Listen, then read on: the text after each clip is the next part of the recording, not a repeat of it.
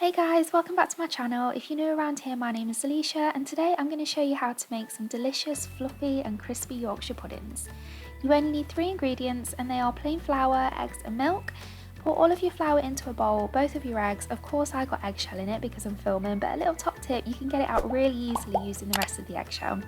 Add half of your milk in with it and then mix this together by hand, and the aim is here to have a really smooth batter with no lumps. Once you've got to this consistency, add the other half of your milk in, mix until combined, then we're going to change our whisking technique a little bit by tilting the bowl on its side slightly and whisking big circles, whipping loads of air into it because this is what's going to make our Yorkshires rise. You only need to mix for a couple of minutes and you should see lots of tiny little air bubbles on top of your batter. Cover it with cling film, pop it in the fridge to rest and chill for a couple of hours, and then half an hour before you want to cook them, heat your oven to 210 degrees Celsius so it's quite hot, and add around a tablespoon of vegetable oil to a cupcake tin, then pop the tin in with the oven whilst it's heating so they can heat up together.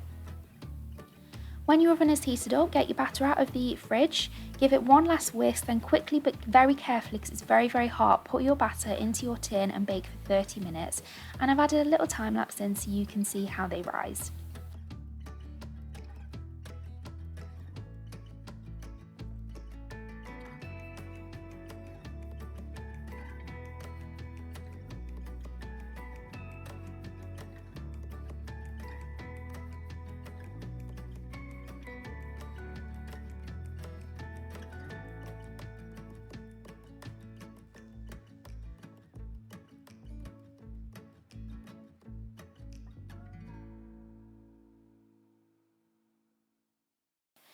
Once they're cooked, take them out of the oven and they are ready to serve straight away. And look how crispy and fluffy they are.